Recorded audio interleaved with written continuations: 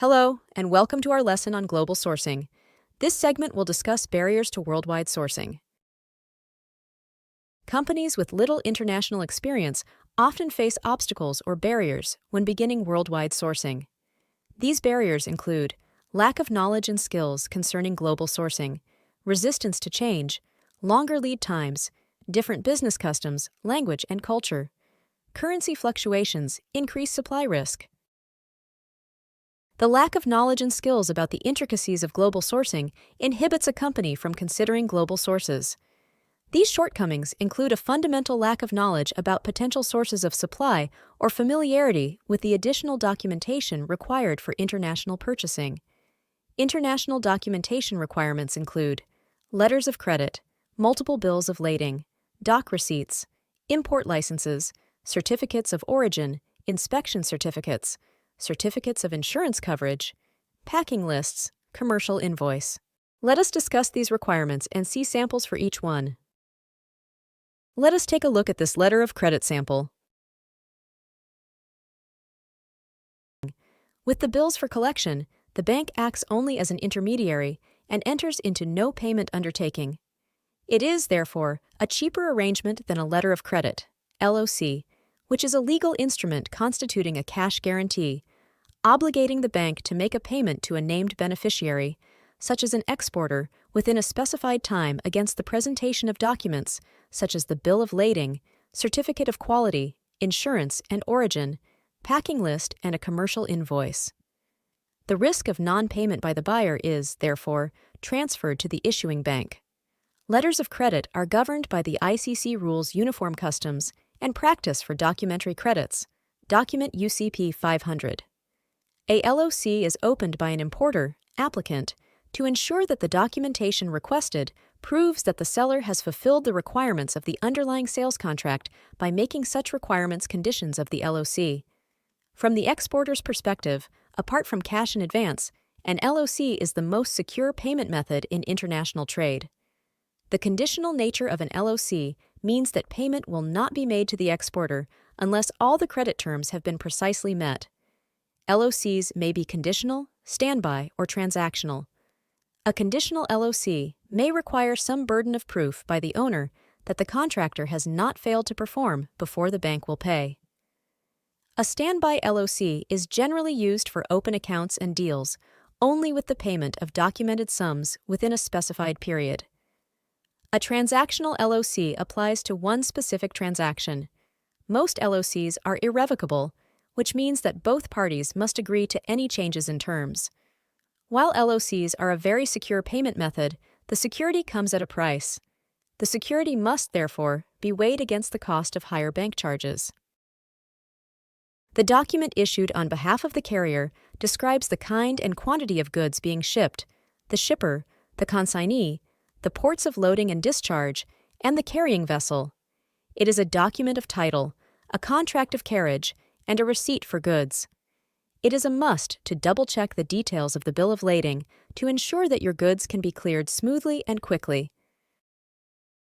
A receipt issued by a warehouse supervisor or port officer certifying that the shipping company has received goods. An import license is a document permit issued by a national government authorizing the importation of certain goods into its territory. Import licenses are considered to be non-tariff barriers to trade when used as a way to discriminate against another country's goods to protect a domestic industry from foreign competition. An international business document that certifies the country of origin of the shipment.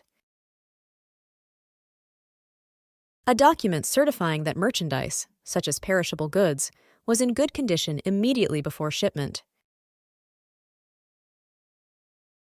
Insurance to protect against cargo loss and damage when shipping by water transportation. List showing merchandise packed and all particulars, usually prepared by shippers but not required by carriers. A copy is sent to the consignee to help verify the shipment was received, the physical equivalent of the Electronic Advanced Ship Notice, ASN.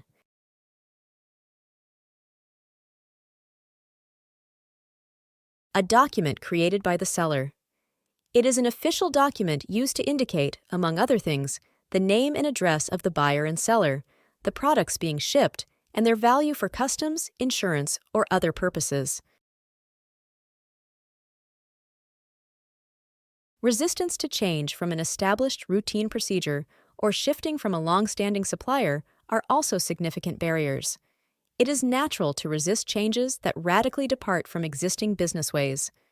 Domestic market nationalism has also sometimes presented itself as a barrier.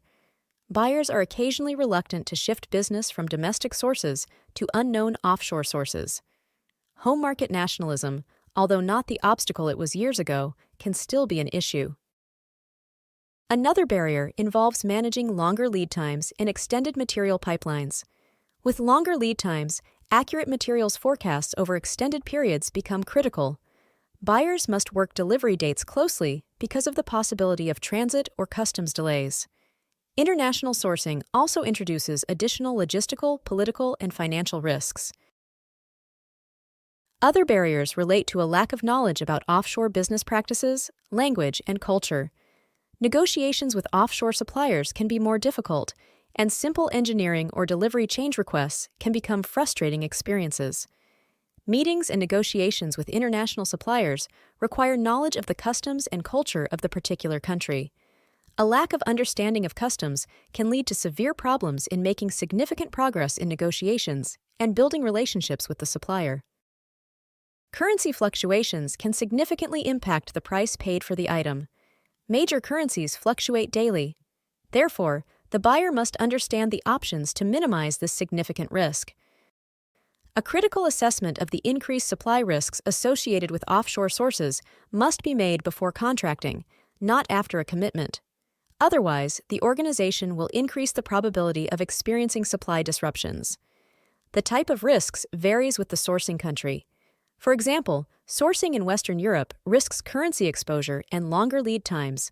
Still, the purchaser deals in developed countries with similar business philosophies and a long trading history.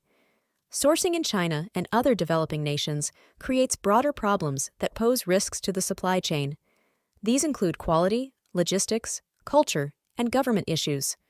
Risk assessments must be considered before sourcing, and the purchaser should not be enamored with only the initial price savings. Leading companies are actively managing these potential risks through proactive initiatives.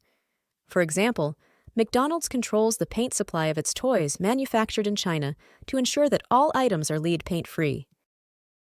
The most common method for overcoming these barriers involves education and training, which can generate support for the process and help overcome the anxiety associated with change. Publicizing success stories can also show the performance benefits that worldwide purchasing provides.